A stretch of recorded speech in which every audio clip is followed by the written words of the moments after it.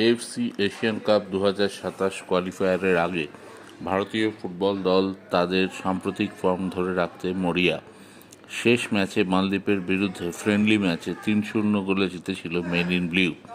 আগামীকাল 25শে March group সির প্রথম ম্যাচে বাংলাদেশের বিরুদ্ধে মুখোমুখি হবে টিম ইন্ডিয়া। শিলংয়ের জওহরলাল নেহেরু স্টেডিয়ামে হবে খেলা।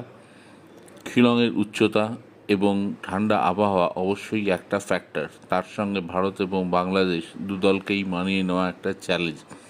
রাহুল ভেকে, লিস্টন কোলাসো এবং সুনীল ছেত্রী শেষ ম্যাচে গোল পেয়েছিলেন। এই ম্যাচটি শিলংয়ের মাঠে কানায় কানায় লোক ভর্তি থাকবে সেটা বলার অপেক্ষা রাখে না। ভারতের কোচ মানেলো মার্কুয়েস বাংলাদেশকে যথেষ্ট গুরুত্ব দিচ্ছেন এবং সম্মান দিচ্ছেন।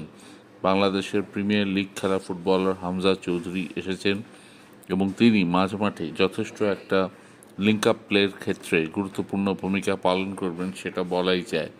তবে হামজার নামে ভয় পেতে রাজি নয় ভারত। তাদের হাতেও আপুইয়া রয়েছে, আয়ুষ ছেত্রী রয়েছে এবং আরও বেশ কিছু ফুটবলার রয়েছে যারা নিজেদের দিনে ম্যাচের রং বদলে দিতে পারেন। আর সুনীল ছেত্রী অবভিয়াসলি এর আগেও বাংলাদেশের সঙ্গে অনেকবার একাই ম্যাচের রং বদলে দিয়েছেন। ইনফ্যাক্ট তার স্কোরিং রেকর্ড খুবই ভালো। তবে সুনীল ছাড়াও আশিক, ম্যাকার্টন, লিস্টন কোলাসো, ফারুক চৌধুরী, ইরফান ইয়াদওয়ান, এই নতুন প্লেয়ারটি যিনি আইএসএলের চেন্নাইয়ের হয়ে ধারাবাহিক ভালো খেলে চলেছেন তার উপরেও নজর থাকবে।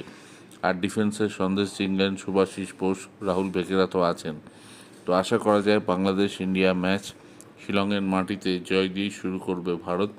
তবে বাংলাদেশ কতটা লড়াই করবে এবং হামজা খাতার পাতায় যতটা উজ্জ্বল মাঠে নেমে ততটা করতে পারেন কিনা সেটা সময় বলবে।